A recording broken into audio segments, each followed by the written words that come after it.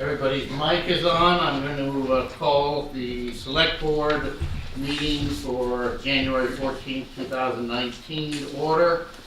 We are being recorded and broadcast by Minuteman Media Network.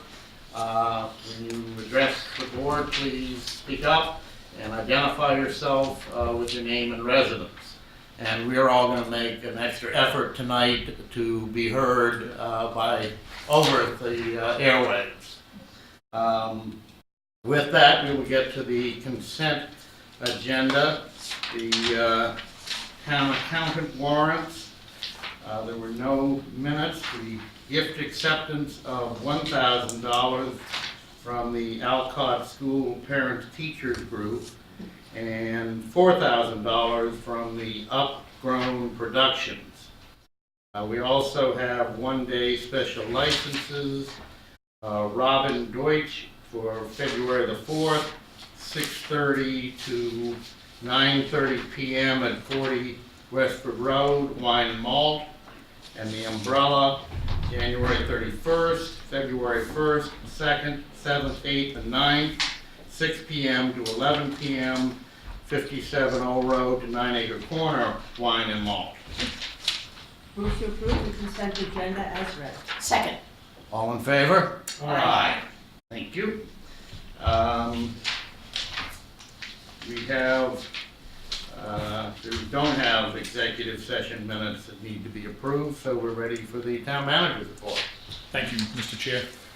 As you mentioned, we did receive some complaints about last week's meeting that some speakers weren't speaking into the mic and couldn't be heard, and the technician overcompensated by turning up the volume, and therefore the next speaker blasted people out of the rooms at home. So we apologize for that, and we'll just have to redouble our efforts to speak into the mics. We did receive this week from Carlisle the executed intermunicipal agreement relative to PEG access service, so that codifies our understanding with the town of Carlisle that Minuteman Media Network in Concord will provide service in Carlisle, similar to what Carlisle has experienced in the past, on an hourly basis, so they can increase their services or reduce their services as they see fit.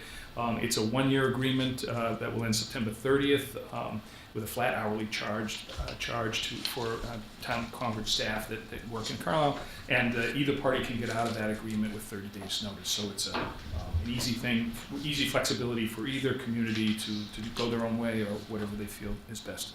And that opens the door for us to have a license agreement with the regional school committee on use of the studio. We've never had a lease or license agreement on the studio premises. And I know the school superintendent was reluctant to have one until we had an agreement with Carlisle. So that's all set to go. Where do we stand on that agreement? Has there been one? It's been drafted, that agreement, it's a license agreement with the school committee. The terms have been negotiated back and forth. I think it's ripe for action by the school committee, but they wanted to hold off until this agreement. I know there was some discussion about how long, what notice would be required if they wanted to terminate. That one, we hope we get a little bit longer notice. I think currently we proposed 180 days notice. So that if we have to create a whole new cable TV studio somewhere else, it's complicated. So. Great. As we were mentioning earlier, there's a new self-guided tour of Sleepy Hollow Cemetery that's posted online, I hope, but it's available for anybody with a smartphone to use to guide them through Sleepy Hollow Cemetery. There's some really interesting grave sites. The guide, online guide, includes photos, and it's great. It's an example of what we hope to do with other visitation sites around Concord for people who want to guide themselves around town. The National Grid lockout has ended. Our town engineer was in touch with representatives from National Grid to ask when are they going to be back on scene, fixing leaks and doing other things. And the company said it might be the end of January before crews are actually out available to do that. They've got some things to catch up on, but luckily shortly we should see those crews back out hooking up new services and repairing leaks. And I mentioned last week, but I'll mention again, that we opened bids on the Cambridge Turnpike, the large Phase 2 project. There was an informality with the bid of the apparent low bidder. We sought guidance, and it's been recommended that we not accept the bid of the low bidder and we go with the next low bidder. So that's being worked out, and there may be a challenge to whichever way we go is likely to be challenged. So we're seeking guidance on that, and that's all I have to report. This coming Friday and Saturday, the Mass Municipal Association's annual meeting occurs in Boston. There are numerous workshops and discussions of town governance, an opportunity to learn about best practices in various areas. And as mentioned at the last meeting, Concord will receive an award for the best website for a town between 15,000 and 50,000 population. There'll be a public forum on the town manager search, seeking the public thoughts, which will occur tomorrow night at 7 p.m. at the Townhouse Hearing Room.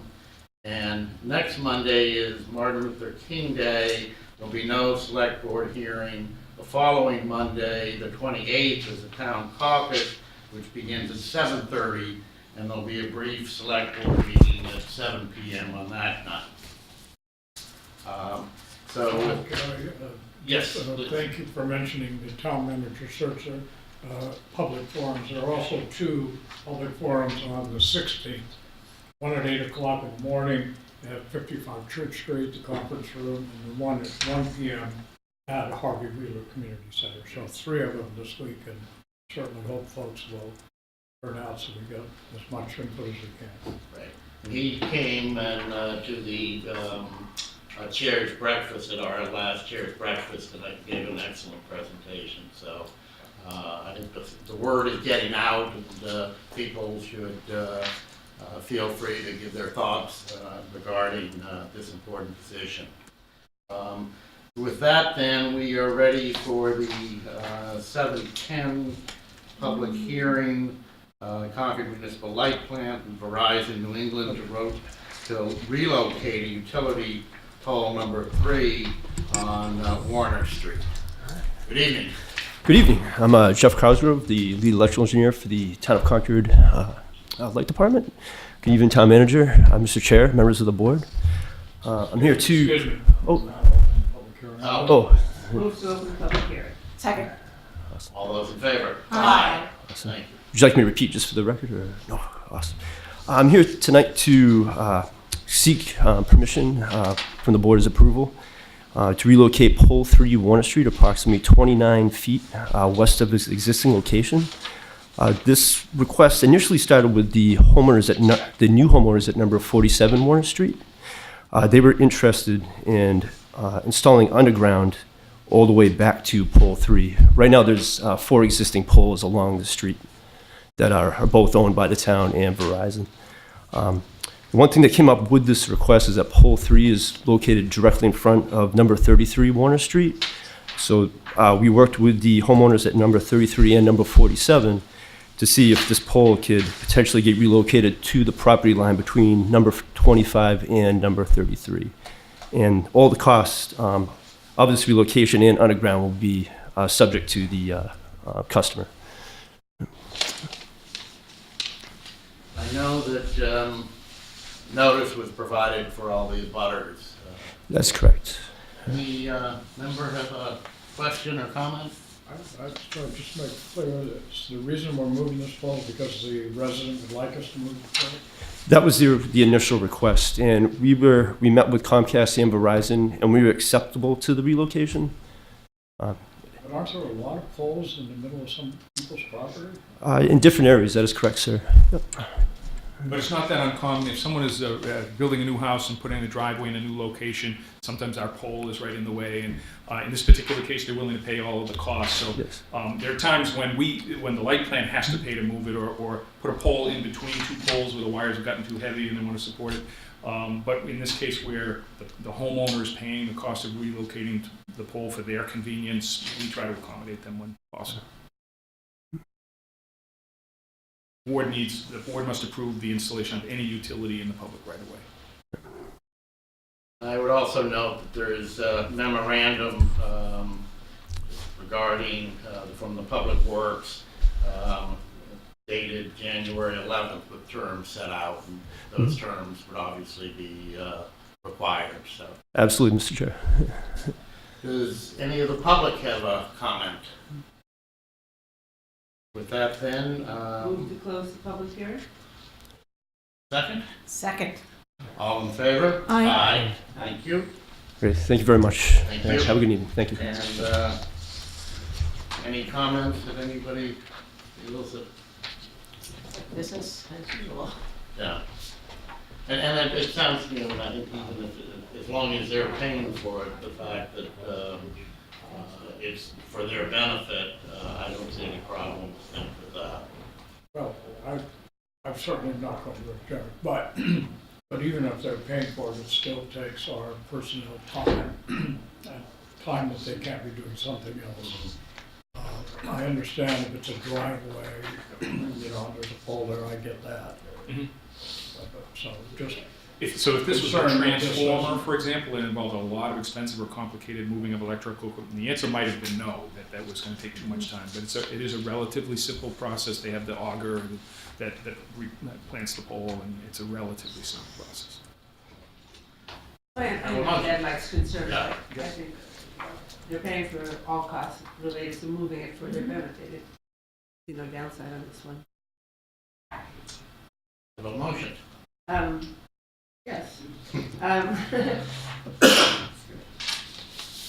Move to grant permission to erect the poles, wires, cables, including the necessary anchors, guys, and other such sustaining and protecting fixtures described in the order herewith recorded, and that we mailed at least 7 days before said hearing a written notice of the time and place of the said hearing to each of the owners of real estate as determined by the last preceding assessment for taxation along the ways and parts of ways upon which the said petitioners are permitted to erect the pole, wires, and cables, including the necessary anchors, guys, and such sustaining and protecting fixtures under said order.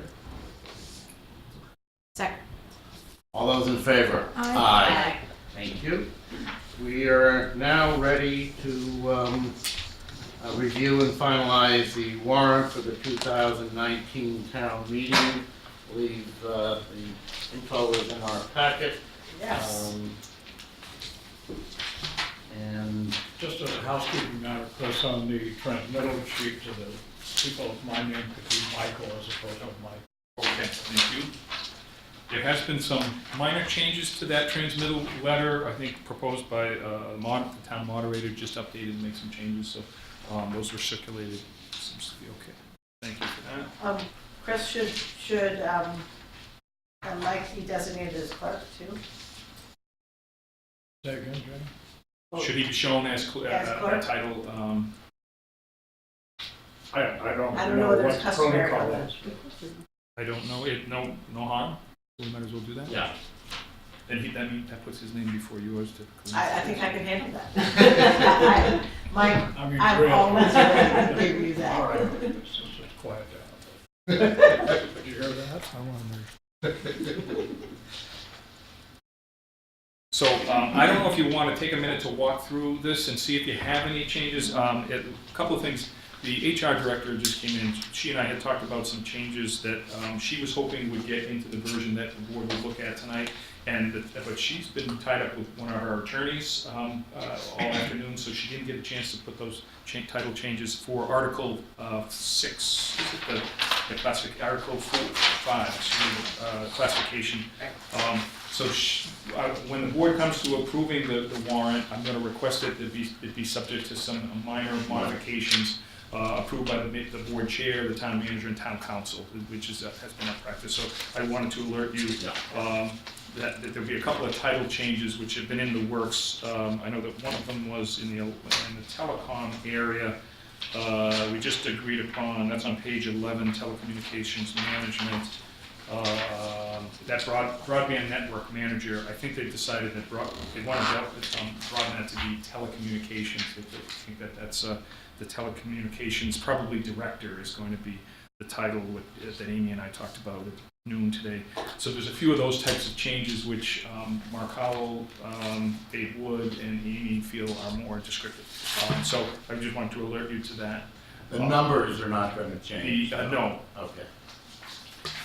On Article 6, I guess, which is the town budget, I wanted to let you know that thanks to the hard work. Chris, sorry, before you move on to 6, the last minute changes may be so new that they haven't gone before the personnel board, is that right? They, let me see, that's correct. They haven't seen, they will be discussed with the personnel board this Sure. spring, and they'll be informed about it. So they will have to sign off on it before the motion is written for town meeting. Okay, thanks. Good point. Then on the budget, I was going to say that we were originally about $120,000 out of balance with the Finance Committee's November guideline.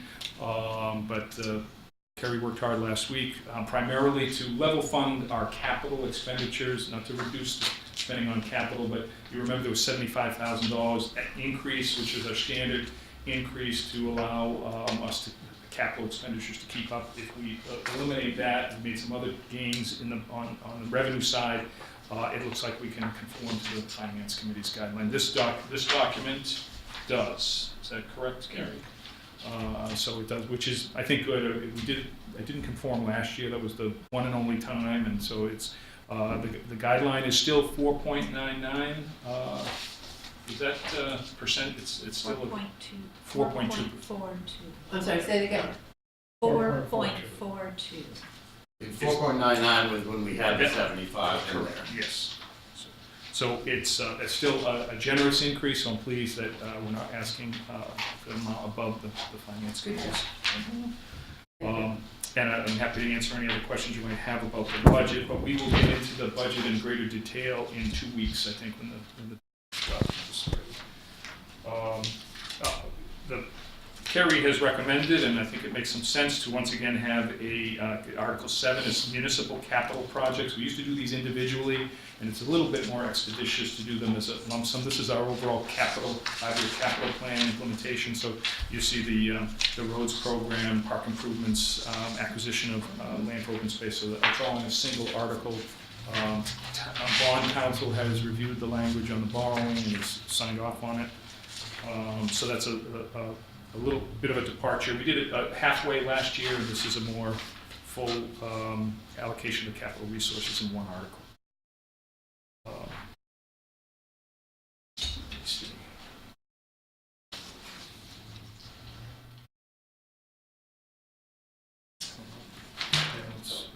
If you have any other questions, if there's some authorization of the school, there's an explanation there. In our earlier versions of Article 13 did not, I think, have an explanation. And that's how, as I understand it from the finance director, is when the school rents out property, maybe a gym to be used or a ball field or something, and to collect some revenue. In the past, that's gone back to the general fund. They would like that revenue to stay in the school operation. That is allowed if town meeting authorizes the creation of such a revolving fund. But in essence, creates a little more of an incentive for them to market their facilities. So that makes some sense. The middle school feasibility study you see there, it's a brief explanation, but that's the proposed feasibility study for the middle school. We'll just go back to Article 8 for a second. Mhm. The question on that was, I thought the Municipal Modernization Act that we had on the warrant last year, we didn't need to put that on every year, but it looks like it's back on. So do we each year have to appropriate the expenditures for the revolving fund for the Municipal Modernization Act? You can remind me how. Sure. So last year we had two different articles. We had the, I'm sorry, I'm Carrie LaFleur, I'm the finance director. So the two articles we had last year, one was to permanently create the funds through a bylaw, and that was a one-time. But what needs to happen on an annual basis is to appropriate a budget for each of these revolving funds. So maybe we need to take a look at the header, the title of that. It did make it through the first town council review, but I can ask him specifically about that. Okay, thank you. And modern revolving funds, the rec revolving fund was established many, many years ago, and it's grandfathered as a revolving fund, so town meeting doesn't vote on our expenditure of the rec revolving fund, which you hear about from time to time, but most other revolving funds these days do require annual appropriations, such as the PEG access revolving fund and some of the other funds. Everybody's comfortable that any minor modification of the title would fall under what Chris has recommended in terms of modifying. Yes.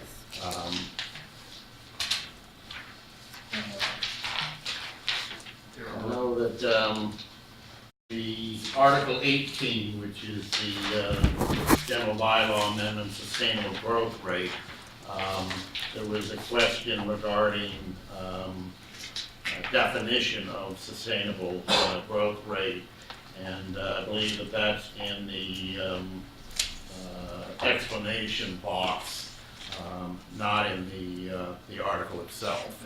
That's right. So you see the last sentence there provides a kind of definition of what the Finance Committee believes to be sustainable growth. But it isn't it's not in the text of the article. Therefore, it'd be difficult to put it into the text of the motion so just be aware of it. Well, I'm going to say the same thing I said before. I consider that definition very helpful. What is it?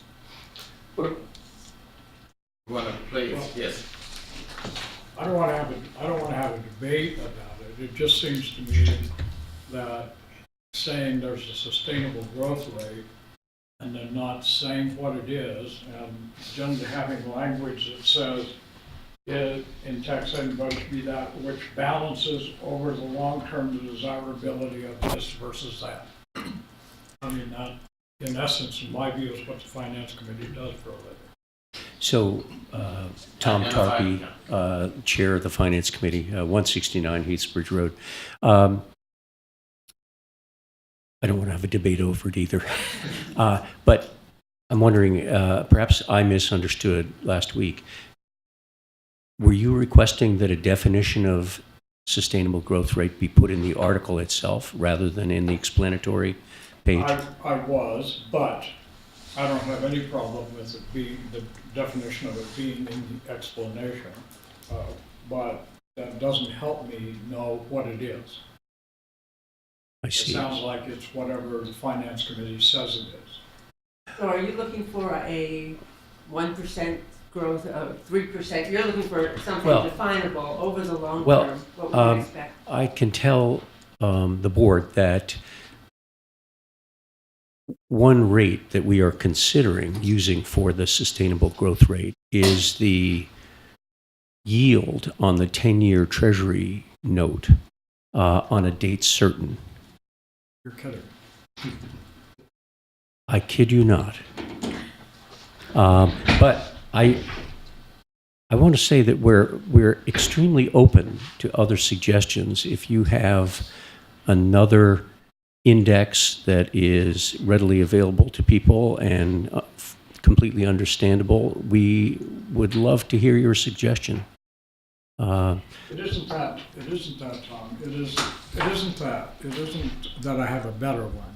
It is, in my understanding, the essence of the Finance Committee's responsibility is to take all the matters that are in front of the town that have financial consequences into consideration and make a judgment based on their analysis of whatever the article happens to be, budget conditions, economic conditions, and make a recommendation to the town meeting as to whether or not this seems like a prudent financial thing to do.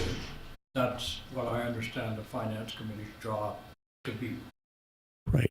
And that's part of the exercise we go through each year when we set the guideline.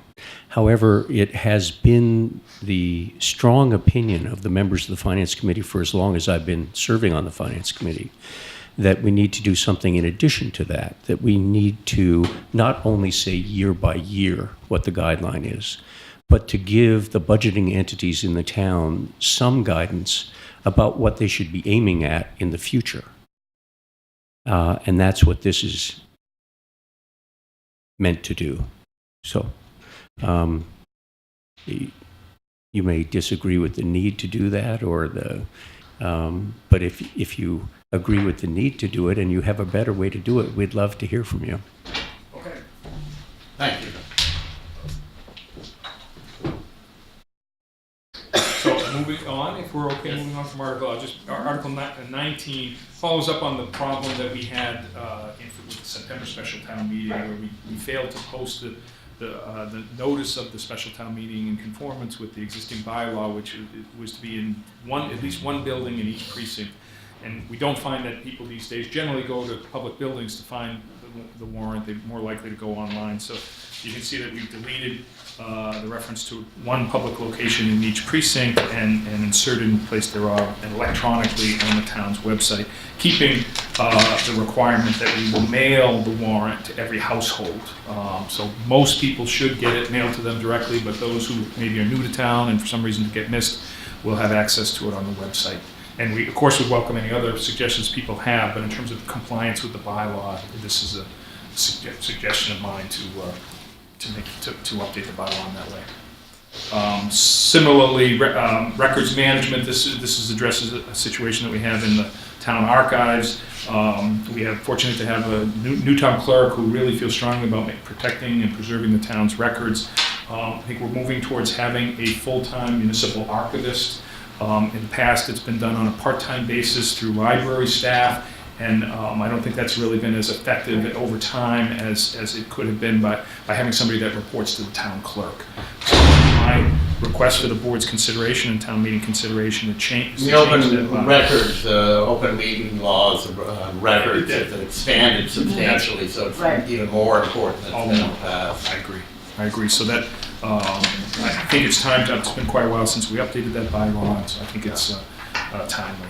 But I wanted to be sure to draw that to your attention. The town clerk requested Article 21, which was that filling an election vacancy, so that's on the day of the polls are open. If somebody gets sick or otherwise can't make it to the polls, she's got to quickly scramble and find a replacement, and she needs the authority to make those temporary appointments. You see the CPC recommendations for the Community Preservation Act expenditures. And then it's been recommended by the moderator and council and Tom, I think, to group these spending the housing articles next with the CPC articles as well. So you'll see the board's initiative to allocate some free cash. Now, for Article 23, I used the standard language that to raise and appropriate, transfer from available funds, or authorize the treasurer to borrow. Carrie checked with bond counsel. Bond counsel has opined that we can't borrow money to create affordable housing, and so she would prefer that we strike that language to authorize the treasurer to borrow. So if you're okay with that. Same issue that I had last time, and I think our intent was it would be from free cash, so.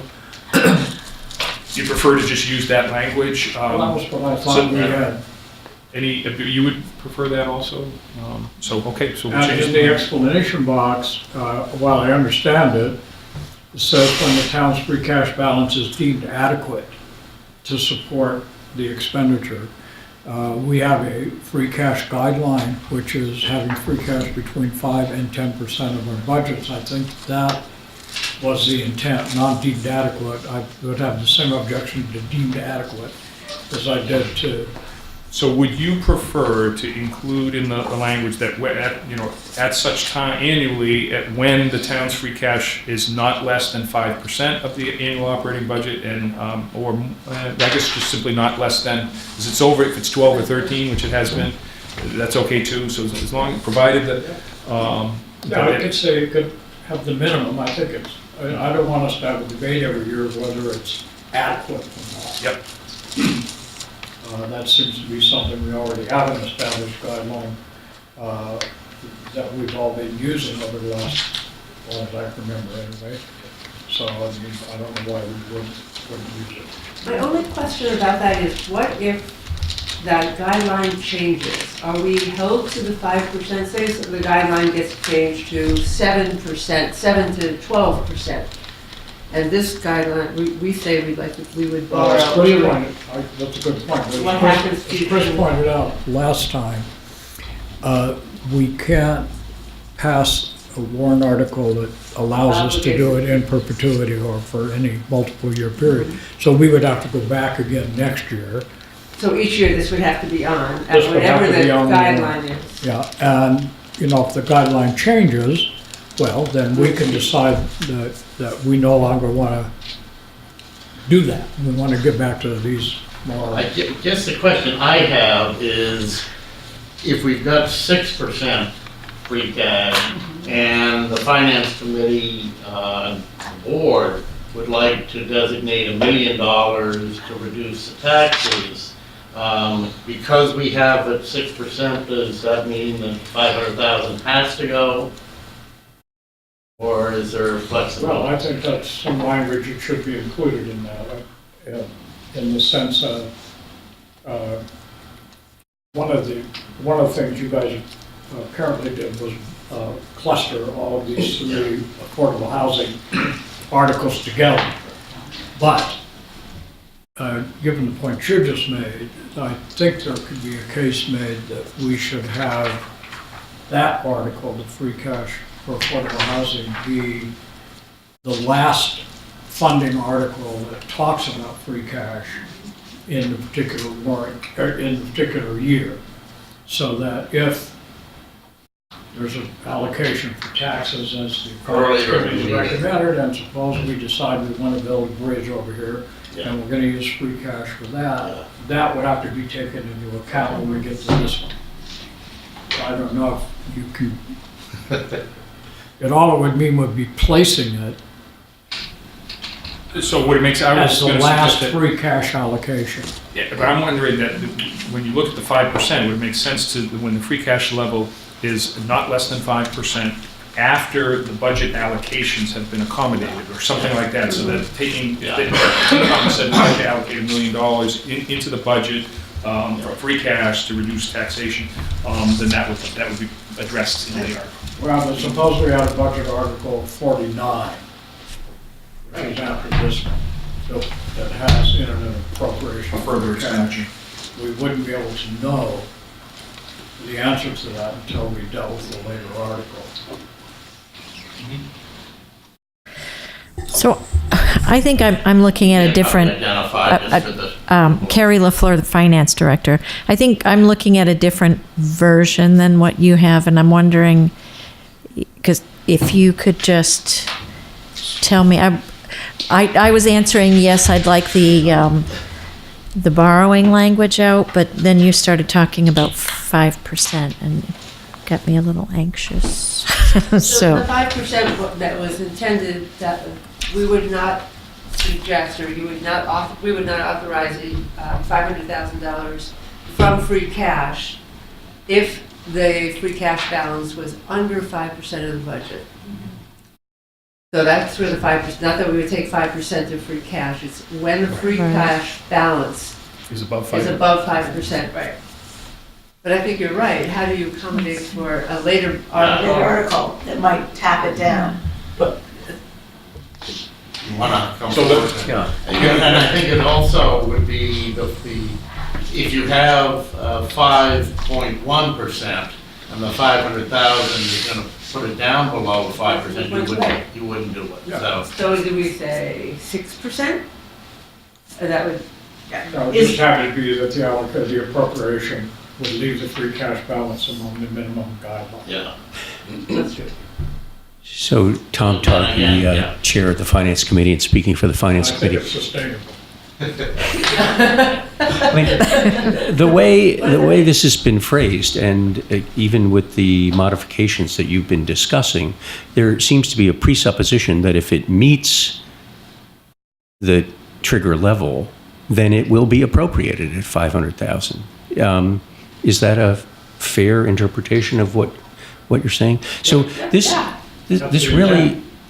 really amounts to a tax, an annual tax on the taxpayers.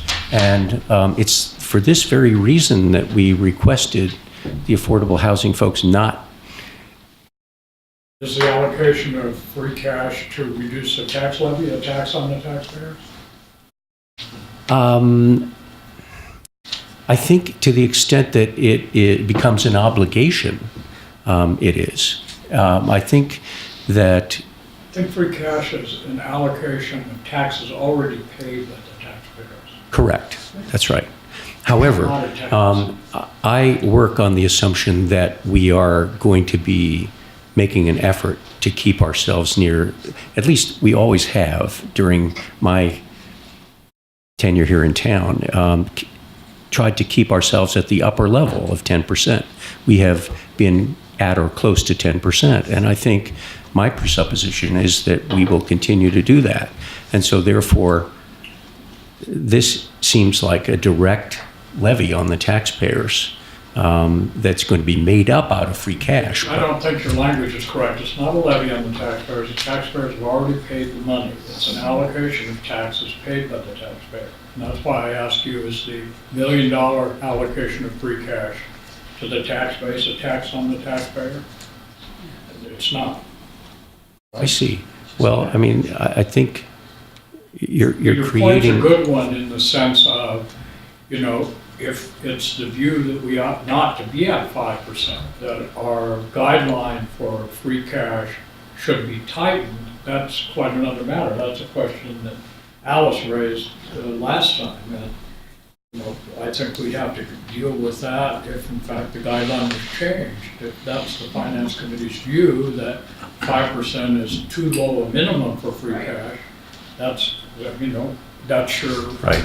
that's your job. I'm not quite sure how to phrase my point. I'm obviously not saying it well enough right now, but I will think about this and come back to the point. There's time before town meeting, because Yeah. this has to be voted on, obviously. So Right. It'll be up to the citizens whether they feel comfortable with this form of allocation. Right. And Right. it is an annual one, which I, you know, as Chris pointed out last time, we can't just do it and have it happen every year automatically. Every year, we would have to go to the taxpayer and ask them. So the taxpayers would be voting on this annually. It Right. wouldn't. An article. Okay. Yeah. It's Sure. So if they think it's inappropriate, I mean, that's why we have town meeting. I mean, they may also feel that there's sufficient funds in the affordable housing, Trust fund. funding, Sure. that they don't feel that this is an appropriate, year to do it. And as far, I mean, I guess I hope the Finance Committee doesn't, but it would be perfectly appropriate for the Finance Committee to say, I don't think this is a good use of free cash for the town, because it would keep us too low and. I mean, Sure. whatever. Sure. All right. That's a We haven't fair- had the discussion You know, a yet. Thank fair you. judgment that you could make. But I'm also curious to hear that the Finance Committee over the last 5 years, or however many years you've been on it, has had a goal of keeping free cash at a 10% level. So that would almost say we never want to be at the 5% if you're budgeting each year with the assumption that it's 10%. Alice, I wouldn't say that it has been the stated goal of the Finance Committee to do that. I'm just saying that it seems that we have managed to do that as a town. I'm guessing that the Finance Director had it as a goal, but I'm only guessing. I can't speak for him and her.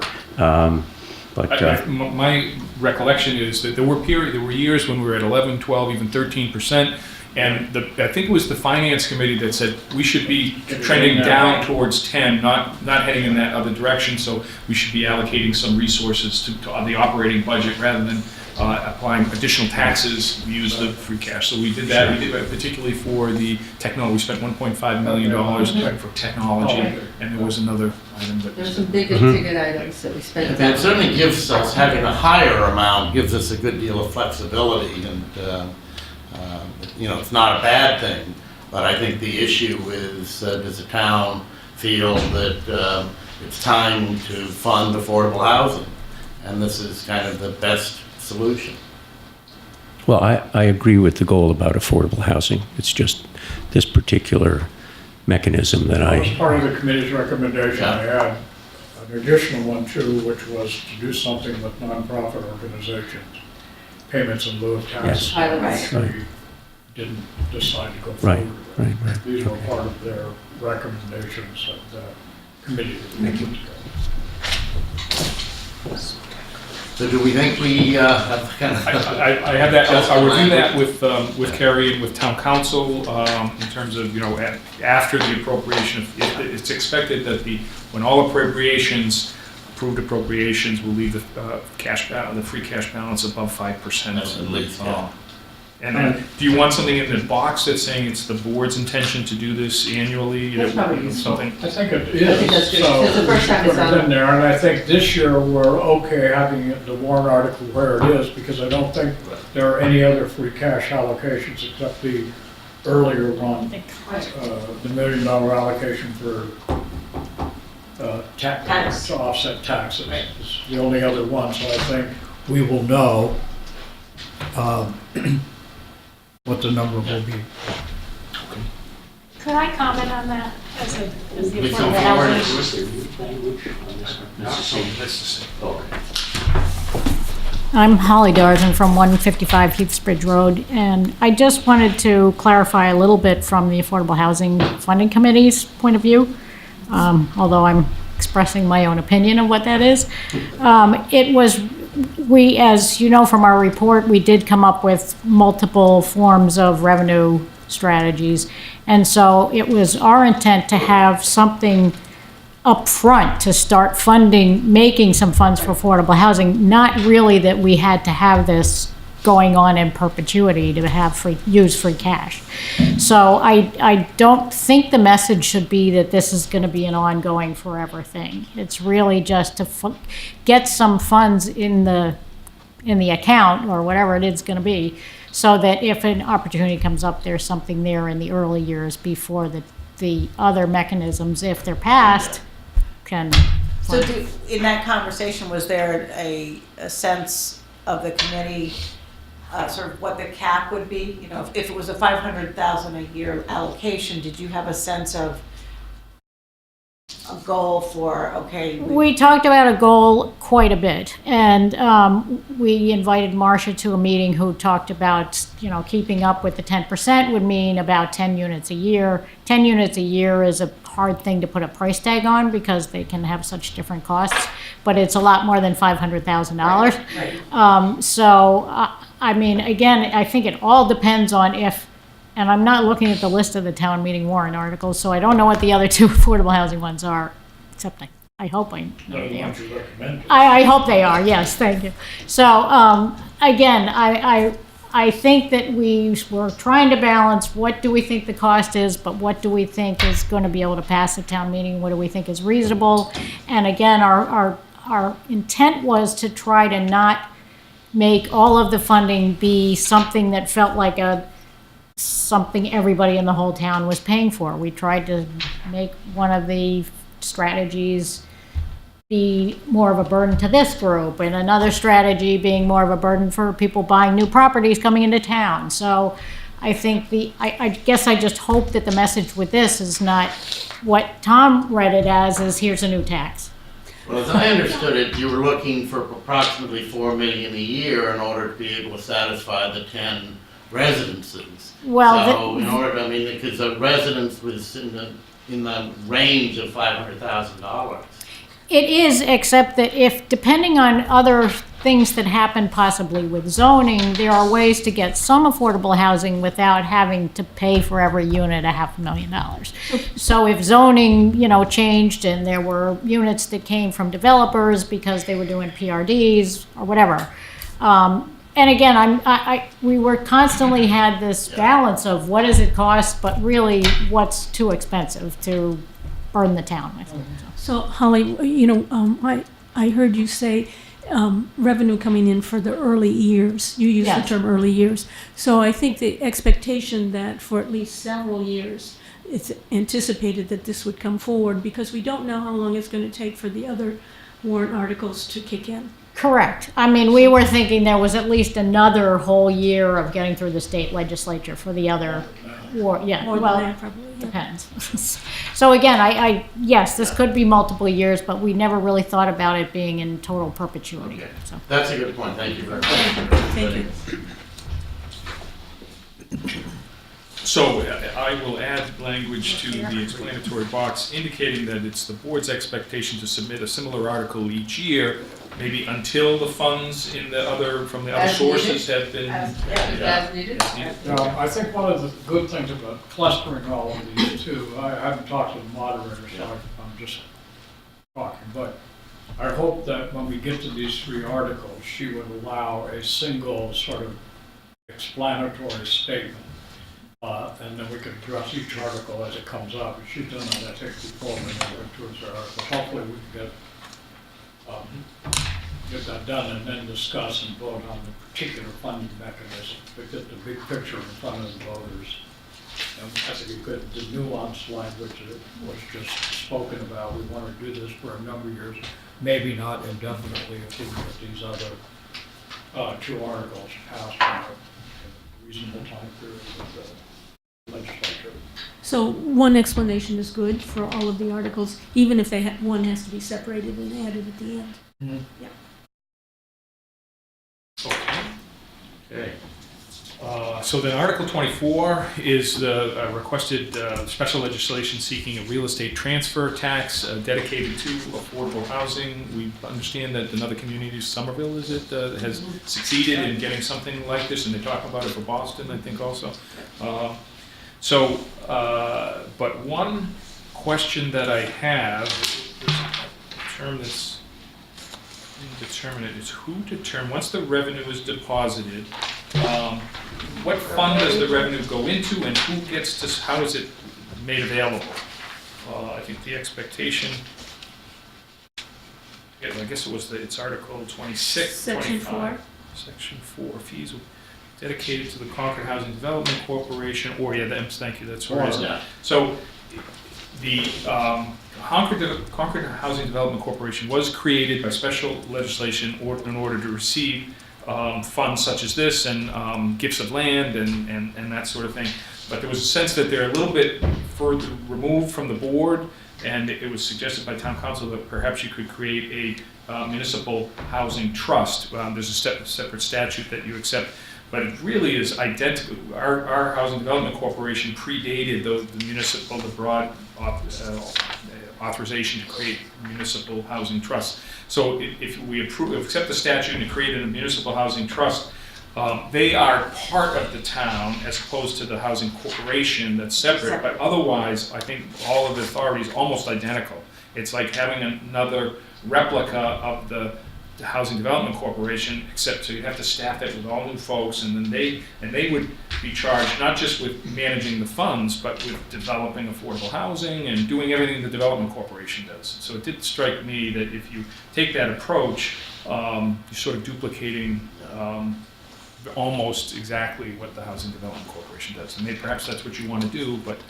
So my only question there is if the Concord Housing Authority wanted to develop some property or develop some new units, would the mechanism of leaving it to the Concord Housing Development Corporation allow for that to happen? That's a good question. I don't think it prevents it, but they might choose not to. If the revenue goes to them, they might say, well, we're saving it up to do this project we have in mind. We don't have any money for the housing authority. So it struck me that perhaps an alternative, Carrie LaFleur, might be to create a stabilization fund, a housing stabilization fund, into which the funds would be deposited from both the transfer tax and the building permit surcharge, which would then require a future appropriation. Stabilization funds do require an appropriation at town meeting. So that's the inconvenience, is you've got to call a town meeting to get this opportunity to buy some land or join in with a developer and add some 10 units to his project so that you get some affordable housing out of it. You can't respond immediately to an opportunity without calling a town meeting and that sort of thing. So it seems like right now the tools that we have available are pretty limited as to where this revenue would go. So if I hear your concern about the CHCD and the trust, affordable trust, being very similar, but is there that window of opportunity, I guess, if the funds were dedicated to a Concord Affordable Housing Trust versus window of The opportunity and expedience. flexibility. Are they the same? The Concord, So it sounds, I think that if you adopt the trust and you have adopted bylaw, accept the statute that allows you to create the Affordable Housing Trust, like some other towns have done, and you adopt a bylaw that says the funds shall, and the special legislation provides that the funds shall go to this Affordable Housing Trust, then I think that can all work. But then I think that what would be the point, I think you'd have trouble staffing the Concord Housing Development Corporation because they would be starved of funds. Well, then turn to page 25 and look at section 2 of the next article. Because that's Section exactly 2? what it says Right. we're going to do. Last sentence. Right. where are you? So the last sentence of section 2 says this revolving fund account shall be administered in accordance with the act by the Concord Affordable Housing Trust Fund, the select board or the town treasurer. And we intentionally left it blank. That was going to be my next question. In the motion at town meeting, I think you could leave those choices here. Yeah, but I guess the question, could we usurp the language of that article and put that in to section 4 of the previous article? You could, except you don't, right, but you would, in addition to have this at either location, including at 25 as written, I think you need to have an additional warrant article to see if the town will vote to accept the section of the statute that allows you to create a municipal housing trust. And is that 55C, chapter 44? It's referenced in Yes. number 2 above. Yes. Well, let me be more specific. I could read that last sentence as saying this revolvable fund account shall be administered in accordance with the statute by the select board. Right, it's an or. So if you want to make that determination now, we could just put that in the warrant and And so then the funds are held where? No, my point would be, could we put that language in section 4 of the previous article and then figure it out? I mean, I don't know what the best way to hold those funds is. And we don't want to trap ourselves into all of a sudden having funds someplace that we can't get to them for another year, or it creates confusion with the existing organization. So if it was held by us, and then we could use our authority at some later time to transfer the funds to someplace. Can I just ask another question? Because I heard another question coming out of Chris's mouth, and that was, if we establish a second space to hold the funds, we're also establishing a second space to staff, and that we're duplicating existing work. So, which to me says there's a budget line now for another town department of some form. Well, if you're just holding funds, I'm not sure. Well, that's not the way it was described. Well, no, Chris is saying if you created a housing trust fund, you would have to create an organization to run it. But the select board already exists, and so does the town treasurer. And so if you could park the monies with either of those two organizations, then we're already here. So let me ask Carrie, on Article 25, the way it's worded is that there would be a revolving fund if Article 25 is adopted and the legislation is approved, that would create a revolving fund that would work like Chapter 44, Section 53E and a half revolving fund. That does require annual appropriation. So that doesn't really, No, but yes, I understand the annual part of it, but then it's entrusted to the we selectmen. could next year decide that we're going to put all the money in an existing organization. But we would have time to really think about it and make sure we've done the right thing. So that whether it's the treasurer or it's the select board, were just in the meantime parking funds. And the only funds over the next year or so that we're gonna be parking is it's a free cash article that's passed, because the other stuff's gonna take a couple of years to get taken care of, so it'd just be a matter of parking that. But you And still want to be able to access it. If we have 500,000 in the So that there's deferred an property at 380, you want to be able to execute an option on a deal. Who okays and administers the funds to release some of the 500 or all of the 500? That's the question. Over the next year. It would make sense to have it be the select board, Yeah. and you can direct the staff to respond how you want. But my question is there a mechanism? One way is to create the municipal housing trust, which I think is duplicative of the corporation. Is there another mechanism that we could put it in a fund at the disposal of the select board, so then during the year, as the revenue was coming in, the board could act, or if not, is there another fund that we could a stabilization fund, is there some other fund that could stabilization, is that we again, can't tell me. Or, But it seems to me like that each year, with a stabilization fund, the town could vote to authorize the select board to annually spend the amount in the fund, the stabilization fund, should such projects arise that the board deems to be appropriate. So you still have to get the town meeting authorization, but you don't have to wait for a project and then go get town meeting authorization. You could perhaps, I don't know if the stabilization fund can work that way, or if it has to be a concrete project with a specific address, but if you can be What did we do broadly with authorized. what did we do with the technology money? that was a one-time. That was cash. So it's free cash. Right. So, but we're talking about revenue from building permits, I'm not surcharges. really worried about that, because that's gonna take, Couple of years. that's gonna take a while before that would actually get put in place. This is in year one. But the free cash appropriation is just to be expended under the direction of the town manager as directed by the select board. So, and the town manager is involved simply to make sure the contracts and the purchasing work smoothly, but it would be whatever project the board wants to support. So the question is, assuming the special legislation is approved, either the real estate transfer tax is coming in or the surcharge on the building permits, both of those would have to be appropriated in some manner, or either would have to be appropriated in some manner before they could be expended.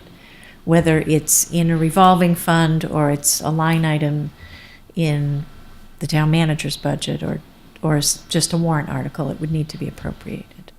Unless it's a housing trust where the money just comes to them. Right, The that- housing trust, and it's a board, and they operate under a very complex bylaw, but then they're Yes. free to spend that money as they see fit. But similarly, we could use our existing housing development corporation so we could say the building permit surcharge money is gonna go to the corporation, and they can spend it as they see fit.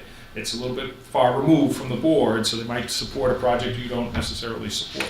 So, let me ask, can you have a member of the select board be on the CHDC to represent the town interest in just those situations? Is there anything that would preclude? You appoint the board members, so I don't believe it's. So maybe one member of this board Is that member? would be that representation to the CHDC to protect the interests of the town, so that kind of situation can be discussed openly, remedied, and decided upon. But is the charter of that organization something we created? Yes. It was, the Housing Development Corporation was created specifically following, I think, the Cambridge model, and it was intended to be a private nonprofit. What Tony Legabo was trying to do was separate any of their financial problems from the town's financial problems. So if they got into trouble with something, it wouldn't be a burden on the town's general obligations. So that was why it was set up as a private nonprofit. And that, so if they But take now on. that it's set up, can its charter or its charge be amended? Through special legislation. But membership would be an easier, mechanism for ensuring that multiple interests are considered when a project comes forward. And that wouldn't require special legislation. I see hesitancy on the other side of the table here. As someone who attends each of these meetings, and there are good people at the table at each of these groups, there is more flexibility with the Concord Housing Development Corporation, clearly. It would require a culture change, however, to be able to think broader based on my observations so far, in looking at that committee and their agenda and what they consider. And one person going on there as a select board member hopefully would be able to influence that, but you're still looking at a large group. So there's no existing fund where we could park this money. So it really seems like it would need to go into a stabilization fund or some kind of fund created for the housing trust fund, not the housing trust, but the housing trust fund, which would still, as Kerry is saying, require subsequent appropriation. Perhaps we could design it so that it could be appropriated each year speculatively before any project's been identified, but then you'd have the flexibility, the board would have the flexibility to spend it during the year, including allocating it to the Housing Development Corporation. If they came to you in the middle of the year and said they had an opportunity, Absolutely, you could yeah. make the payment to them. This So- may be why other towns have gone the trust route. Is there rules about who composes that trust? Yes. Membership? I think if you go that way, I saw that several communities have adopted it, and they adopted a bylaw that specifies the town treasurer sits on that, the member of the board, the member of the finance committee. It spells that your bylaw spells out exactly who's on that affordable housing trust. So, can I ask Carrie? Carrie, you your last response specifically spoke to the two warrant articles for the building permit and the transfer fee, should they get approved. But did your comment also apply specifically to the free cash allocation that town meeting might make In in terms of the account and the annual appropriation? that would also require an annual appropriation. There isn't any way for town meeting to take an action now to make that occur on an annual basis, the free cash appropriation. But once it's appropriated in a warrant article, then it is available to be expended under the terms of the warrant article. So if it needs the select board approval, it comes here, or the town manager, or however it's set up. So I think that's where it needs to go for the free cash item. That's what I'm hearing. So that it would be available and it could be acted on immediately in the year. I don't think I understood. I understand the free cash, Did I understand you correctly? but that's not the same as the other two. No, it's not the same as the other two. But I just wanted to clarify about the mechanism that could be used for the. So for the free cash, I think we're good with that, because it's going to be entrusted to the board, and it won't be spent annually unless the board is satisfied with the And project. it'll be a designated affordable housing fund under the direction of the select board. Right. At this point, yeah. And creating the housing trust fund committee is an additional warrant article. It would be, yes. You're talking about a new committee to administer. The one that just articulates the The housing finance trust. committee, the Municipal treasurer, housing trust. selectmen, stuff like that. So, and when I said it would be difficult to staff the development corporation, if you have a municipal trust, it seems that's duplicative. What I meant is get committee volunteers. It can be a bit of a challenge to get people to volunteer anyway, but if there's a town housing trust that has all the money, I don't know how you'd get anybody to volunteer for the development corporation. Who doesn't have money? Well, but Unless they, as I understood you, if this trust was already established, then the money all came to it. It could disperse it to the housing corporation, and they could still carry out the activities. They could come to this committee and say, look, we've got two properties over here They on could. Southern Street. when they're set up to collect the revenue, but also to build housing. A municipal housing trust is set up to collect money and build housing.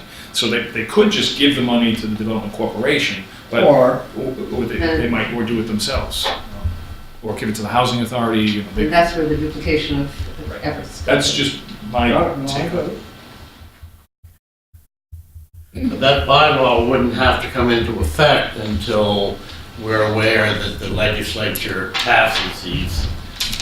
If these pass at town meeting, then it goes to the legislature, so it wouldn't have to be set up until we hear what the legislature's approval.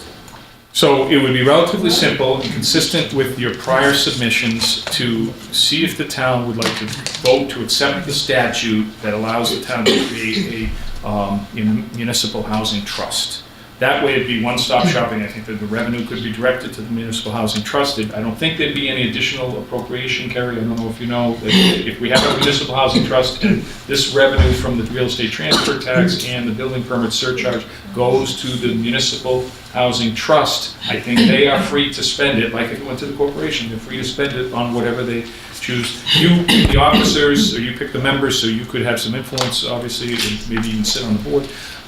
So it may be the solution, so that we can continue the dialogue this spring before town meeting, is to add the article to consider that.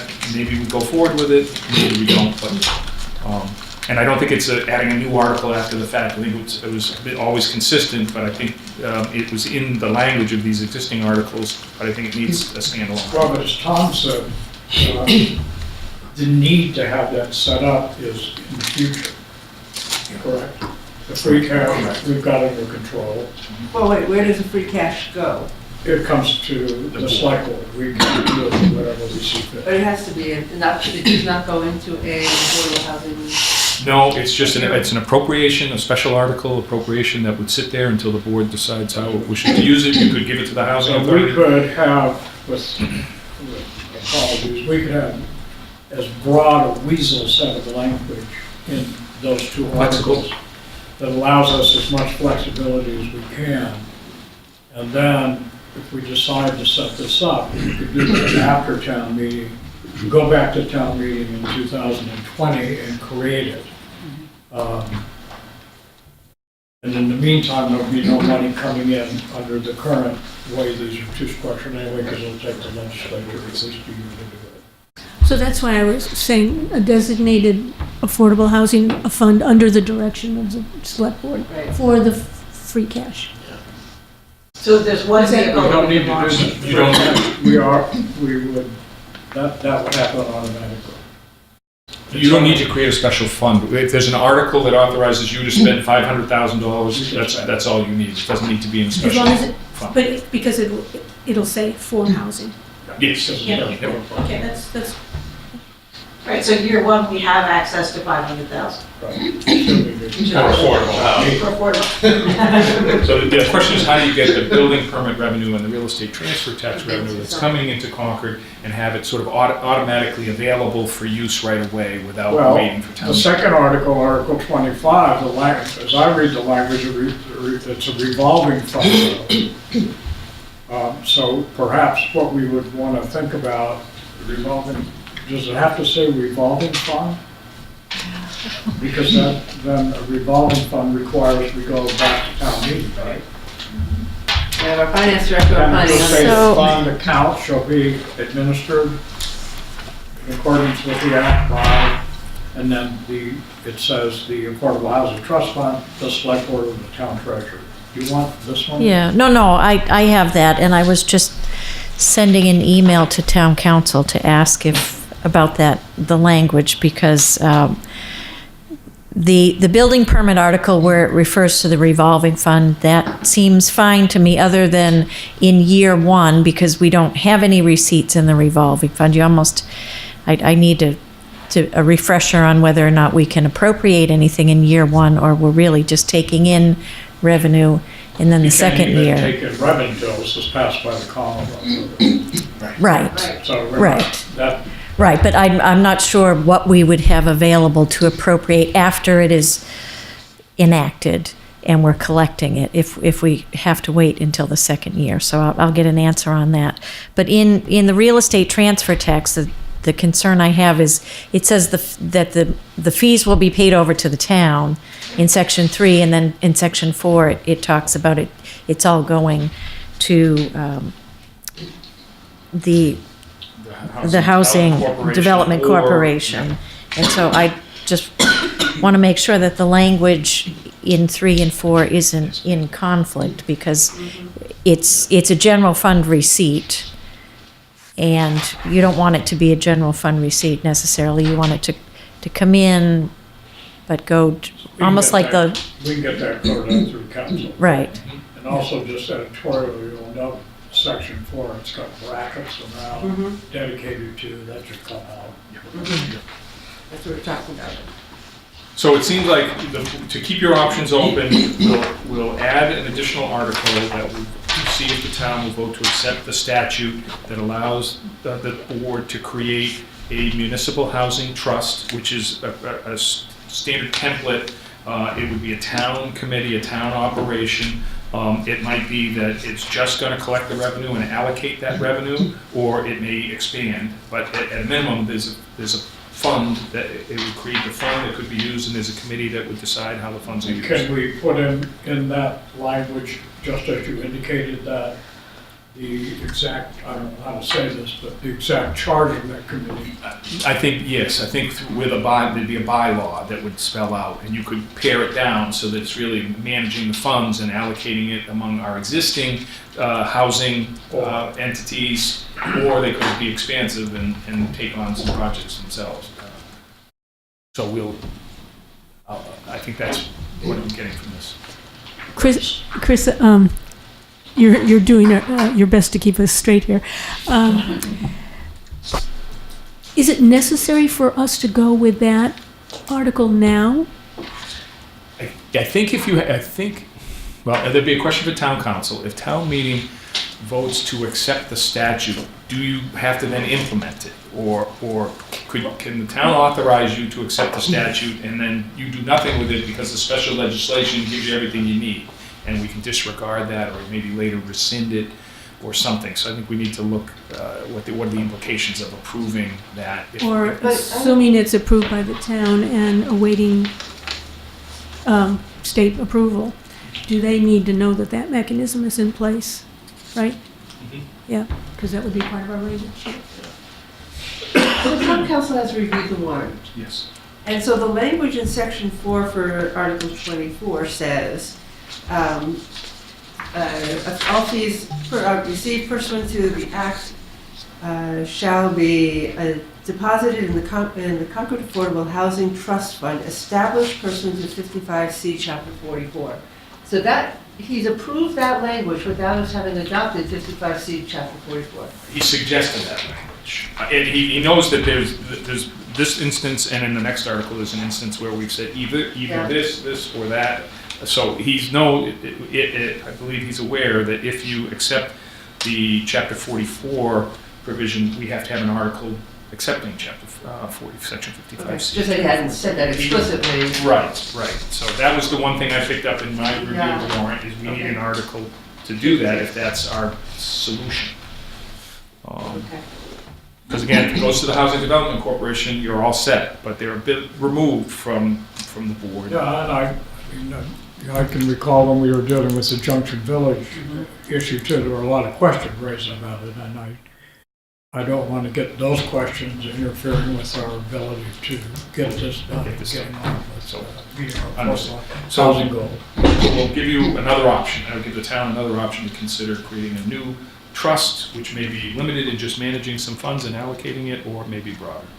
And then your view is that that was intended as part of this, and so we can put it in as an additional warrant article. Yes. And then it can be approved by the chair on the select board's behalf? Yes. Yep. That would be good, with consultation. Right, the council, sure. And these changes would be also would apply to both Article 24 and Article 25. Thank you. Okay. Thank you. Yep, well, thank you. I wish I had this in cleaner shape for you and it didn't have that choice. So wait, Thank you. let me go back one thing. So section 2, Article 25 references a different chapter of 44. Does that mean we need 2? So I will ask council about that. My sense is that we probably won't pursue the revolving fund, which is a standard revolving fund of which we have many, That's his suggestion for, that's how you could handle the building permit fees. But if you're gonna create this trust, Right. you want it to be, you might put it all in there. Just actually, yeah. Thank you. Okay, so revise. Got it, thank you. Sorry that took so long. I know the motion is talking about the warrant as prepared. Are people going to be comfortable, have they got enough sense that what we're talking about here, so that it's really going to be as amended or as discussed? I think it's discussed. Yeah. Appropriate, yeah. It's not unusual to have some Yeah. changes Yeah. that is more Yeah. substantial than typical, but I just want to make sure everybody's comfortable and feels they do have an understanding at this point, so. And we did previously capture that 23 will be moved, correct? yes. Yeah. Yep, absolutely. Wait, time out, sorry. Why will 23 be moved? I lost my. The That's the appropriation. appropriation until other appropriations have been approved by the town. It is okay, no, It's it's okay. only free cash appropriations, and there was only one, and that's already earlier, so it doesn't need to be moved. Okay, thank you. So on this warrant, we're fine. Yeah. On this, You're talking about physically moving. Yeah, I thought you meant the motion made. Yeah. Just make sure I know which moves. This article It that remains you're 24. talking about, the new one, will become 24, right? It'll precede the two that we have. Yes, and then we'll renumber accordingly, Every so that number, there's so an additional 24 will now be article. 25 instead. Yeah. You'll need 24. Good. Just as- All right. Okay.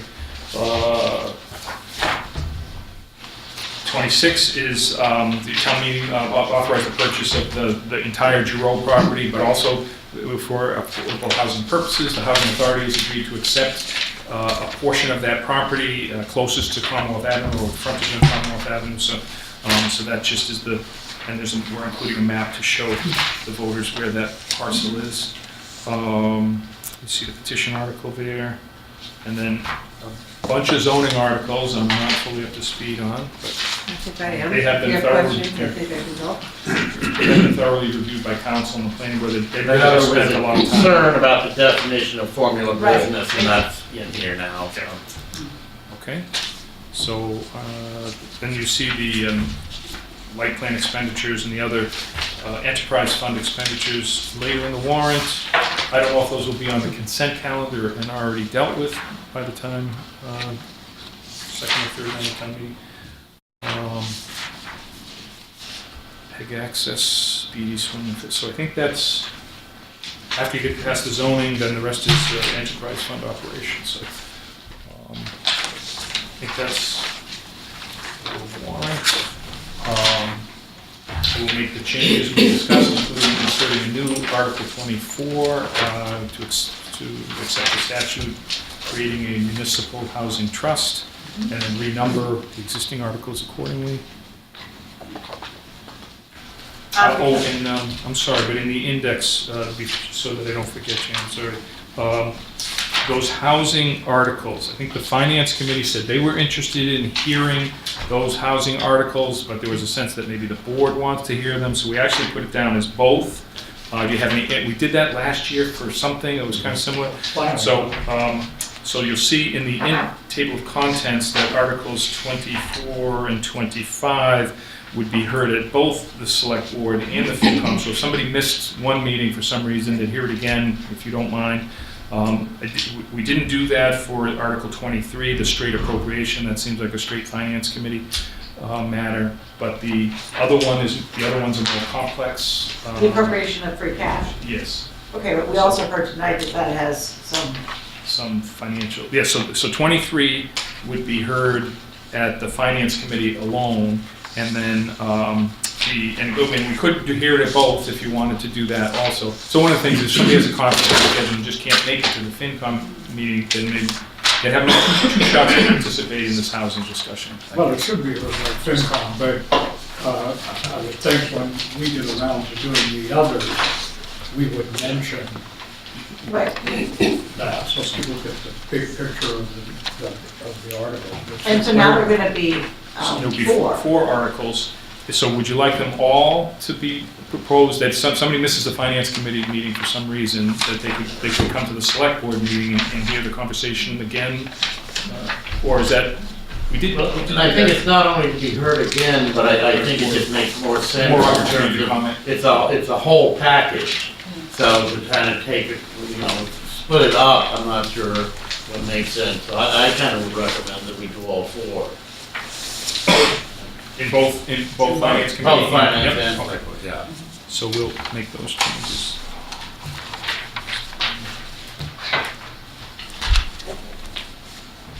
Okay, I'm sorry, Jane, did I?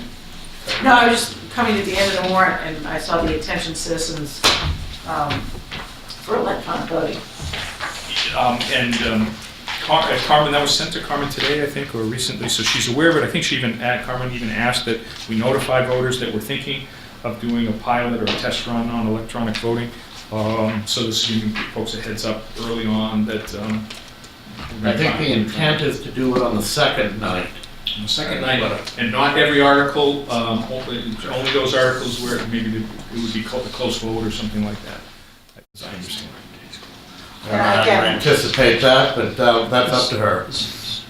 Right, I just know that there have been various, I've gotten a number of phone calls over the last week with concern about this. So I just want to make sure that this isn't the only place where, No, I think they should intend to do a massive outreach with pre-training and discussion and happening. So people don't come in and find out by reading the last week's warrant or by showing up at town meeting. right, right. I think that the conversation I've heard was more, where did this come from and why? And not how, but where did it come from? We ready to move on the So warrant? can I just ask one question? You sure I'm can. going back to Article 28, which is the formula business. I don't see the definition. Did I miss it? That's what I'm sorry I was. I don't see it having been I added was to wondering where this. that was too. It is in the zoning bylaw, I think it's 11.3, but it's not repeated here. So and when I brought it up at the planning board, they reminded me that it was elsewhere in the bylaw under West Concord Business District. But So I that's not asked okay. that it be included in some part. For informational purposes, not to repeat, not to adopt the bylaw, so it No, shows no, it twice, just but for to information. repeat. So maybe in the It should- informational box, it it would be should- The helpful. box, or, I It should suggested in at the least presentation. say, when it first mentions formula business, as defined by. Right. So you don't need to stick the whole thing in there, but have no references to what it means in the warrant article seems to me to be. I think they said Not it was cool at all. 11.3, but I can't remember exactly. Right, but it was adopted a long time ago, and it's become People sort don't of just, realize. yeah, But it's in it's in our zoning bylaws. right. It's just that not many people will remember when they come to town meeting. So I didn't see it in here when I did a quick reread, and maybe Yeah, I somebody would else. reread it too, I didn't. It had a qualitative So discussion. I will ask Elizabeth if she can suggest language that would go in the explanatory box to say that in our existing bylaw, a formula of business is defined in section Yeah. 2 as Yes. X. So people see what the definition Well, is.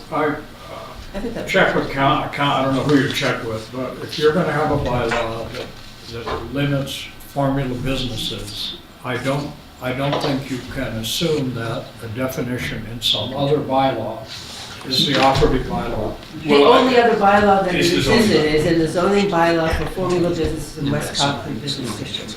But they've written this as Sort of standalone. a standalone, complete replacement. This- Replacement? Yeah, West Concord is in here, That's, okay. I didn't read it well enough. To amend, well, to delete section 3.3 entirely and adopt a new section 3.3 that reads as follows.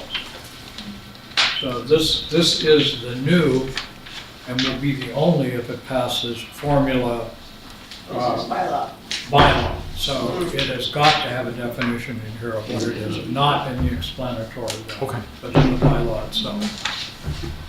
It could be the same one that's currently exists, that's not the issue.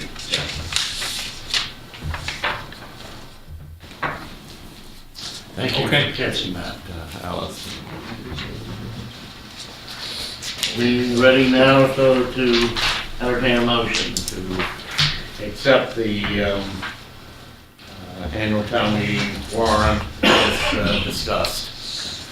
Just, can I just say a word on that last Please. topic of formal business? Again, I guess I'll remind the board that when the planning board submits an article, you have to include it on the warrant. So I will try to persuade them to provide a definition because we see that that's lacking. If the response is, we're fine with it the way it is, I think you have to leave it the way it is. Even though you're not satisfied and it may I not. don't think it's another start. Ask council. I will, I absolutely will. Which I think I believe we have done. This question's come up before. And and I thought what Alice was saying If was it was right, an was amendment. going back, but if it's Right. eliminating the existing Right, definition exactly. and not replacing it. But if they say, no, we like it the way it is, then it is what it is. Okay? And I'm sorry. No, thank you.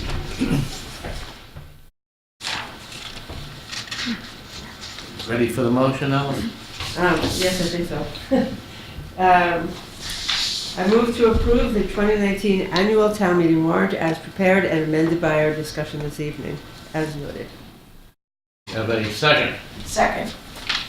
Any discussion? All those in favor? Aye. All those opposed? Thank you. Thank you very much. Okay, we are ready now to move on to item 7, which is Chapter 61B, 82 Shadyside Avenue, discuss waiving right of first refusal to purchase. I'll just include in the packet the original offer from the purchaser to change the use of the property from 61B, which is not agricultural use, it's recreational use. And I've included section 9 of chapter 61B for you in the last paragraph. Sorry it's such large print, but on the last page, the statement is that if the city or town elects not to exercise the option and not assign its right, which you could do to a land conservation group, then the city or town shall send written notice of the non-exercise signed by the mayor or board of selectmen to the landowner by certified mail at the address as specified in the notice of intent. The notice of non-exercise shall contain the name of the owner of record of the land, the description of the premises, and so forth. So that would be what we would do if the board so decides that you do not wish to exercise the town's rights to purchase 82 Shadyside Avenue. You solicit input from the planning board, the natural resources department, and the housing folks. The purchase price was $1.8 million, I think. So there's a detailed explanation from the planning department and the NRC saying that this land is not contiguous with any existing town-owned land or open space owned by the town, and it's not a priority. It's not listed in the priority parcels for acquisition. So they would be okay with the board waiving its rights. They both unanimously voted to recommend the select board not exercise its right of first refusal. So I haven't heard officially from the housing folks, but I was at both of those meetings, and they both great. said they were not in a position to act on this. So they recommended it to waive our right of first. Correct. And I think it's really more as a courtesy, we could hold up for a longer period of time, but I don't see any reason to do so. So, any further discussion, or are we ready for a motion on this? I move that in careful consideration of the recommendation of the Concord Planning Board and of the Natural Resources Commission, that the town not exercise its right of first refusal to purchase property located at 82 Shadyside Avenue. Second. Any further discussion? Do we need to amend to include the two housing groups? Sure. Okay. And that with consultation from the CHPC and Concord Housing Authority, CHA. That's a second. Second. All in favor? Aye. Thank you very much. We're ready for public comment. Please, forward.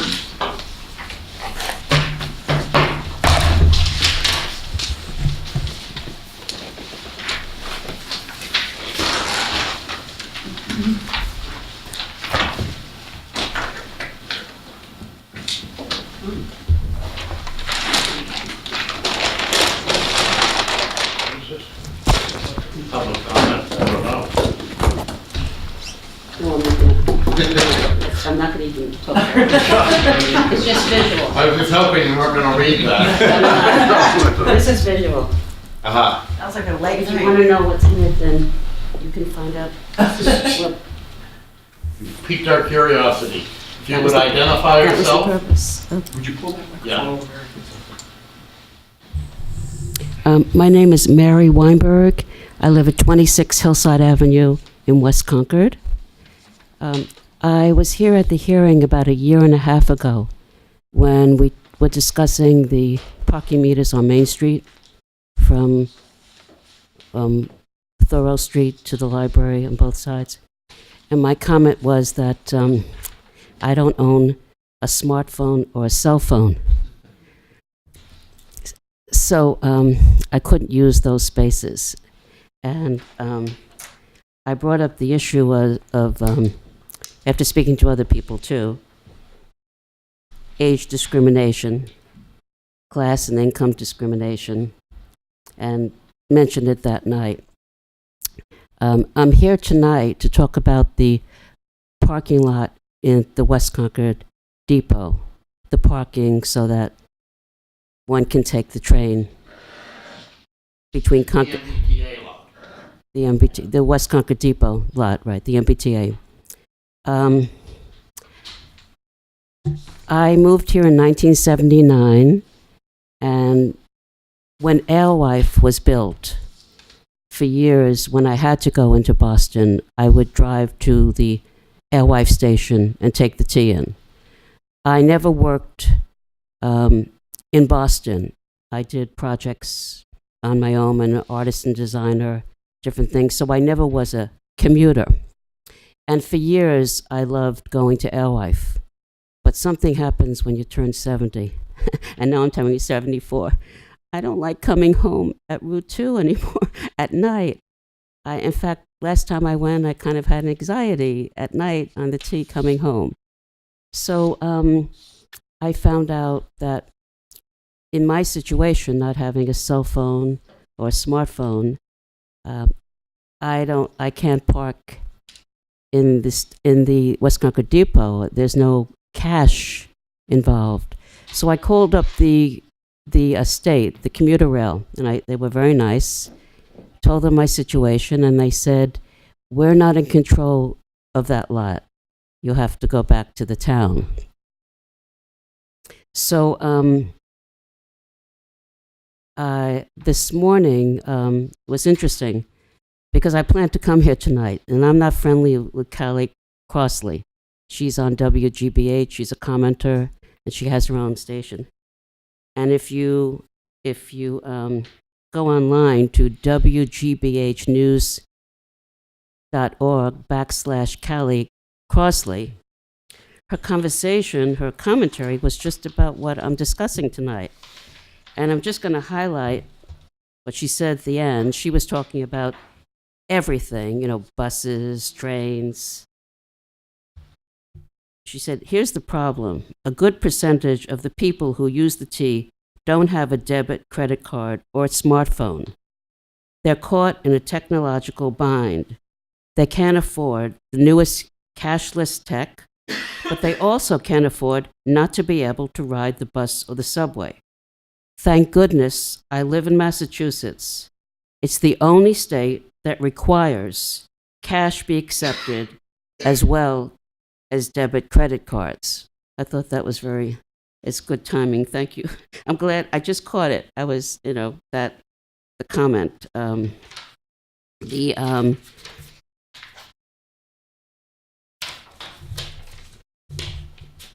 want to start using the station now because of this. What do you Wait. want the select board, though? I guess that's... Okay, I haven't finished. I just have a few more things to say. We must all work together to eliminate any and all barriers that prevent people from using public transportation. We can do that. Our governor, in his inaugural address, he stated the T plans $8 billion in infrastructure. I wrote down, and I was listening to it, so I remember I noted many things, but this is what I edited out.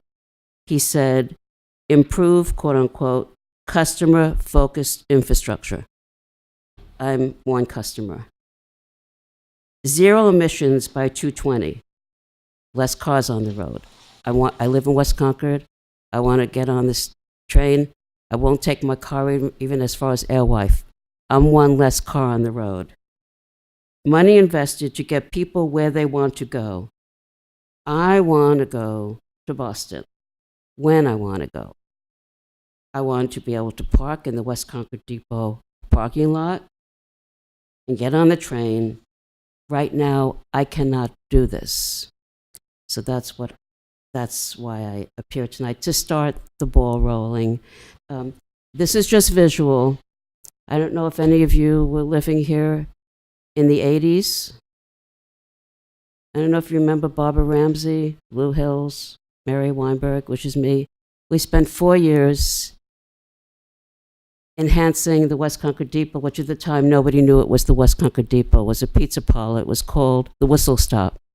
And I remember when the planning board first came over, one planning board member said, we should just burn the whole thing down. Lou Hills and Barbara Ramsey put it on the National Register. We did everything. We did the lighting, even changed the amount of kilowatts powers because it would have, the light plant, there was an article in the Concord Journal that said we would have had a brownout.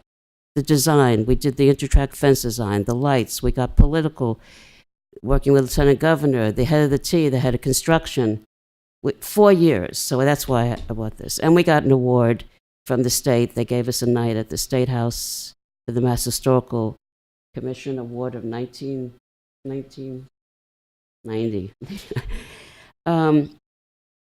So that's my story. And the thing is that I found out when I spoke to these people at the T, this was 2 weeks ago, they said as of January 5th, they're going to reinstate a weekend pass, $10 for 2 days, round trip into Boston Saturday and Sunday. And I said, you know, that's good. I also get a senior citizen pass. So I can go to the museum, whatever. So that's it. I think I said everything. I hope I did. Thank you very much. You're welcome. Any other public comment? Already then to committee liaison report. Well, as I mentioned earlier, I've attended 3 different housing meetings in the last, recently. Anyway, I just want to highlight a couple things. The question came at the CHDC, the question came up, if Junction Village were not funded at this point, none of us want that outcome, but, you know, they're just raising this question. If it was not funded, does that mean the entire lot will be only used for open space? It can't be. If Junction Village is not funded, it's deed restricted for affordable housing purposes only. Affordable housing and open space, yeah. It's owned by the Housing Corporation, right? They hold the deed? Yes. And the NRC holds the deed for the rest of it, is that? So I think that the land controlled by the Housing Development Corporation can only be used for housing. And So interestingly enough, the people sitting around that table, including the staff, could not definitively answer that question. And that was concerning to me. That's why I'm bringing it to your attention. They couldn't answer the question of whether anything else could happen on that land? Other than open space? Right. It would be another housing project. If Junction Village Right. is not funded, which is a distinct possibility, not funded, not approved by the state, it would be available for Well, use for that they won't get tax credit. the tax It's not a credits. matter of approving a project. And this question came up vis-a-vis when the conservation restriction would be placed on the open space, and they were going to speak to Delia about that piece. So, you know, I just thought this was of note to bring to our attention. And the other, I attended the Concord Housing Authority. The top issue there had to do with their federal properties and the shutdown of the government at this point. and they subsidize and through the Concord Housing Authority, all the various properties for Section 8 vouchers the landlords are paid by the Concord Housing Authority. They have enough money to do it for January. They're not sure if they're going to have enough money for February, and worried about what the implications of that are. So that was their big issue on their table. And with the offices closed, no one to speak to. Hard to get an answer. Yeah, Do we exactly. have a sense of a number? There's roughly, approximately 90 Section 8 vouchers, so that's 90 different landlords. Sometimes there's more than one at a landlord, but there's a long, long list of landlords that get paid monthly. No, I just meant a total number of dollars. It might be February or, It's a I don't remember having signed all those checks. I don't remember the total amount, but it's a substantial amount. And more importantly, the impact it's a huge number of people. Oh. Yeah, families and so forth, and then a lot of this housing. So that was their number one issue. I attended the Affordable Housing Funding Committee meeting, and they wanted to bring to the attention of the Select Board Massachusetts Chapter 337 of the Acts of 2018 that the governor signed on the 28th of December, which essentially extends the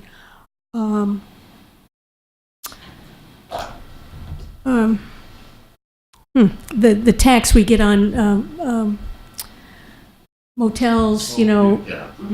I'm not using the right terminology, but No, the room tax? Yeah, the room tax, yeah, It's an thank you. existing room tax. right, it essentially extends it to bed and breakfast and Airbnb. Yeah. And embedded in that language, even though it's not in the MMA newsletter that's on our table tonight, embedded in that language is the opportunity for towns to assess a community impact fee up to 3%, 35% of which has at least 35. And if a community decides to do that at town meeting, they would have to vote on this.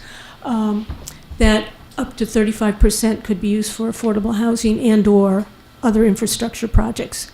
So there's some potential there down the road. We said we had 50 of them. But we would have to look. We would have to look at that next year, prior to next year's town meeting, if. But we're to keep it in front of mind in case we have a special town meeting sometime. Oh, right. It goes into effect as of January 1. It has gone into effect, but it's going to require town meeting action and majority vote only for this item. So up to 6% for the room tax, and then up to 3% for the community impact tax. So what are we charging now for room tax? What percentage? It's the most that it can be. I think it's only 1/4%, or is it 1.5? There's a meals tax and there's a room tax, and I get them confused. Okay. But I know we're assessing the most we can. Yes, we can. Okay, good. But this will allow us to increase our assessment. So those, there was a extraordinary item at each one of these meetings. So that's all I have. Chris and I talked about perhaps making sure that Airbnb, the process for applying for the license, and that people understand all the steps that they have to go through. Because I think that only comes into effect if they rent out more than 14 days during the calendar year. That's correct. And so sort of how that all gets monitored. But I think we want to make it as sort of clear so that people can follow the law. Because I think it was last year or 2 years ago, there were people who were advertising on Airbnb but hadn't gone through the licensing, and we sent them notices to cease and desist. So, And at the last meeting or the meeting before, I reported that there was an application in town, and they currently go through the zoning board of The Board of appeals. Appeals, yeah. But I don't know if it would be the planning department, or the planning committee, or who would. I think it's the building commissioner that if they get a complaint that somebody's leasing their property out, then a notice is sent that they have to register an Airbnb with the zoning board of appeals and request. But the regulations that Tom's referring to, I don't know what department would be handling that necessarily. Whether it would be I think it's a planning. business, I think so, I think it'd be the building commissioner. I believe. Oh, okay. Anyway, that concludes my report. I attended the Hugh Carter Trust Committee meeting. This was a meeting in which they reviewed all of the various trusts that they have jurisdiction over. And so it was a good kind of finance meeting. And although I didn't attend the Pollinator Health Advisory Committee meeting, I did get an email. I suppose I could do it under correspondence, but that they would like to charge extending. So I hope that we get on the next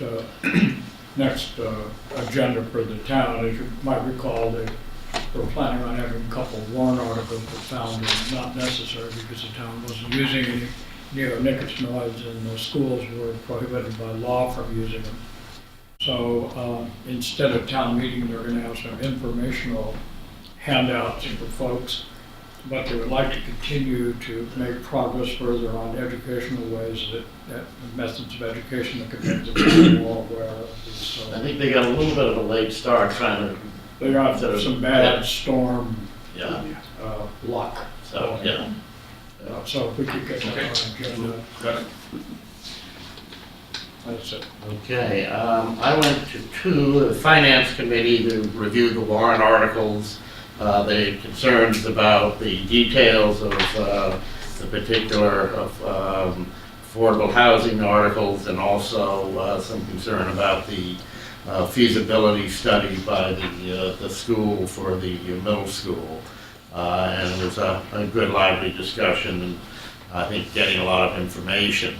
Also, the Lieutenant Committee on Disability, we reviewed and the signing of the conflict of interest law issue. There was a response to a citizen's complaint regarding access to the new businesses in town, the wheelchair, the area between Cafe Nero and the, I'm not going to pronounce it correct, but the nut and candy store. They do have handicap access, but there's not any signage or anything regarding where to go. And the chair of the committee did go as a result of the communication and spoke with the business owners who were very accommodating and willing to try to help and make changes. And I think what we need to probably make sure of is that when we do give certificates of occupancy, that there's a focus on making sure that the handicap access issue is addressed. There was then also, which was interesting, a representative from the Acton Committee on Disability describing their adaptive bike share program, which they are very excited about and come into play regarding the Bruce Friedman Rail Trail. Their bikes, which people with various handicaps are able to operate, get out, get exercise, and they have a sort of a rental program that I think Concord's going to be looking into. And then there was lastly somebody from something called Timber Nook, which is describing a new integrated nature camp for young people with disabilities. So there's quite a lot going on. And Where's that going to be? that they haven't decided yet. They haven't located where the best location would be, but it's going to be out. They're looking for a place where both there is access. There's also, they need obviously bathroom facilities of some type, but it's really kind of letting kids out into the woods and not in a structured manner. So we'll see kind of where that leads, but it was an exciting meeting. So those were my two of the week. There we go. I attended a Bruce Friedman Rail Trail, or quasi Bruce Friedman Rail Trail meeting at the Concord Police Department. It was Dory Kehoe had been the impetus for this meeting. And it was intended to be a discussion, it was a discussion of the safety of the Junction Park, the new sort of crossing space between the depot and Junction Park and coming across 62 there to connect. And the concerns of the importance of that park area to a number of different constituencies, Concord Park's constituency being one group. And a concern that if I were to shorten a longer discussion, really about how do we educate the bicyclists coming through, that is a stop and walk your bike area. That the individuals who use that and frequent the park area come from a number of different constituencies, Minuteman Arc, Concord Park, spaces where the understanding of how to get out of the way of, or mobility is limited. It's a shared space and it's a walking or sedate space. It's not a thoroughfare. And there was a lot of discussion with Chief O'Connor about how that could be publicized, educated.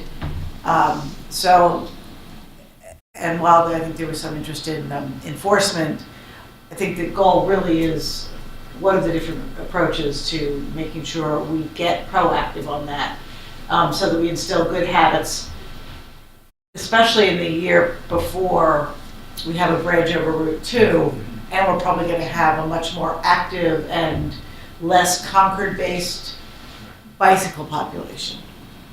So that was a useful meeting, and it was very interesting. We had members of the Concord Green Thumbs, we had members of the community, obviously Dory was there, Bruce from Rail Trail, and friends of Bruce from Rail Trail were both there, and obviously the police department. So it was a lively discussion. This looks like somebody who wants to talk about that.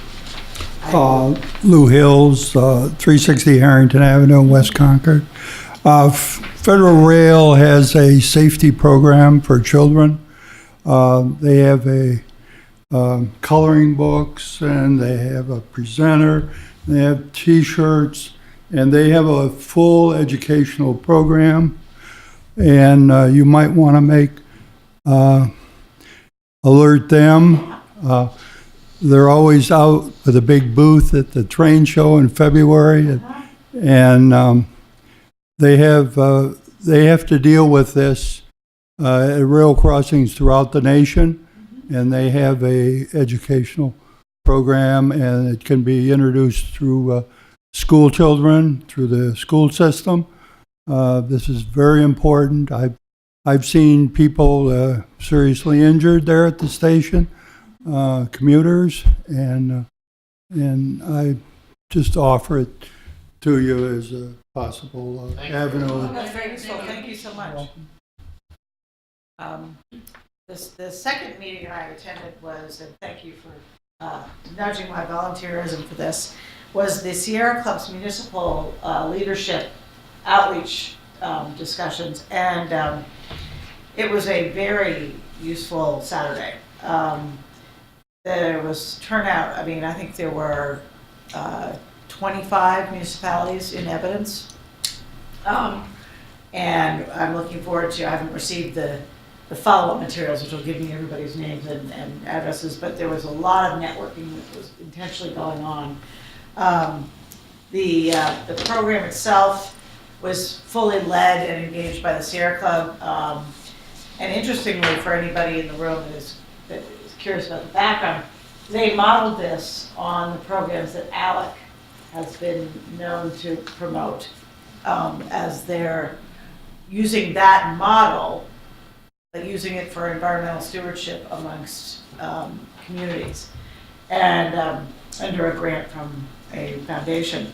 So we talked about, I mean, first everybody was brought up to speed on climate change and the Massachusetts energy profiling, greenhouse gas emissions, and then all the relevant laws and programs, lowering emissions, resilience planning, and local solutions. I will say I felt embarrassed a bit and very proud, because we were held up as the example, and in some cases I felt like the child that raises their hand too much in class, because we really have done so much in our space, and therefore I think we will be getting a lot of phone calls, especially from the other municipalities that have municipal electric light plants, of which there were a number of them. And then the exciting thing is there were quite a few, especially of the muni towns, that have not yet been certified as green communities, which I was starting to think that was kind of where everybody was.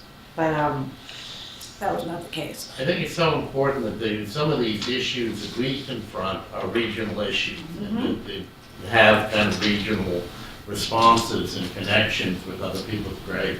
Absolutely, and I think that there will be options. In fact, I know we've talked about, and I know some of the grants that we got were based in part on the assumption that we would be a pilot space. This was not only an affirmation of that, but there was an encouragement from Sierra Club that we keep active in that space, that we keep looking at ways that we can take forward steps and then work with, whether it's the Sierra Club or the MMA. Yeah.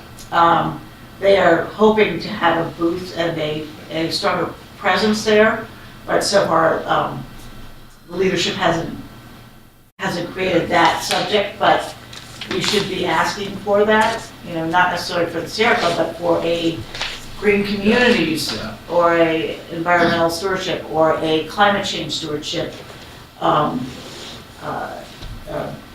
briefing or discussion group.